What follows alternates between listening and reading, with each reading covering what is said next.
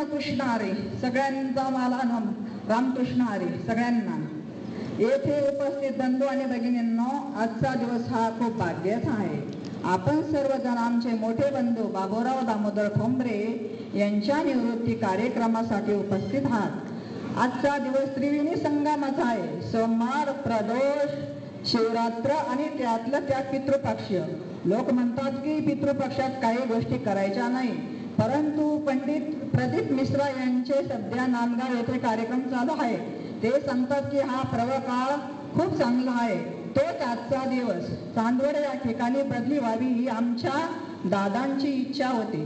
सुरुवातीला ते कळवण येथे जॉईन झाले आणि त्यांना त्यांच्या इच्छाप्रमाणे येथे चांदवड येथे आज सेवानिवृत्त होत आहे.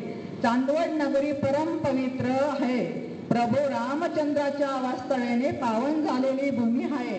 राजमाता अहिल्याबाई होळकर यांची राजधानी, तेच रेणुका माता, कालिका माता, इच्छापूर्ती गणेश आणि महादेव मंदिर जवळच असणारे खंडेराव महाराज मंदिर असणारे चांदवड नगरी आहे.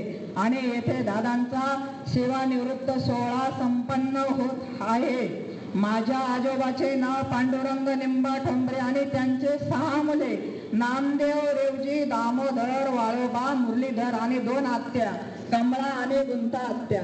माझ्या वडिलांचा नंबर 3रा होता. त्यांचे शिक्षण 7वी पास. त्यांना शाळा मेंढ्या वळता वळता नोकरी लागली.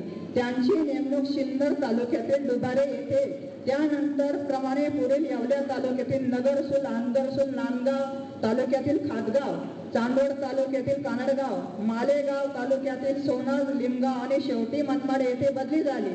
दामोदर पांडुरंग ठोंबऱ्यांना 5 भावंड. पहिल्या नंबरचे आमचे दादा, 2 नंबर माझा, 3रा शिवाजी, 4था विलास आणि 5वा नंबर रमेश. आमचे वडील आजारी असताना काही दिवस आम्ही शिंगे येथे राहिलो. आमचा दादा 9वीला असताना माझ्या वडिलांचे शिंगे येथे दुःखात निधन झाले. आमच्यावर दुःखाचा डोंगर कोसळला. वडील वारल्यानंतर महिनाभर आम्ही शिंगे येथे राहिलो. पुढे पायपीट करत कानडगाव येथे आलो. त्यावेळी आमच्या बरोबर शेळ्या बकऱ्या होत्या. त्यावेळी 10 वर्षाची मी, 8 वर्षाचा शिवाजी, विलास 3 वर्षाचा आणि रमेश फक्त 1 वर्षाचा होता. माझ्या आईने, झेलाबाईने कपड्यांचे मोठे भल्ले मोठे गोठवडे डोक्यावर घेऊन रमेशला पाठाशी घेऊन कानडगाव येथे प्रवास पायी केला. त्या दिवशी आमचा दादा कांदे विकण्यासाठी मनमाड येथे गेला होता. तो पुन्हा घरी आला. त्याला काही सर्वजण कोठे निघून गेले, काहीच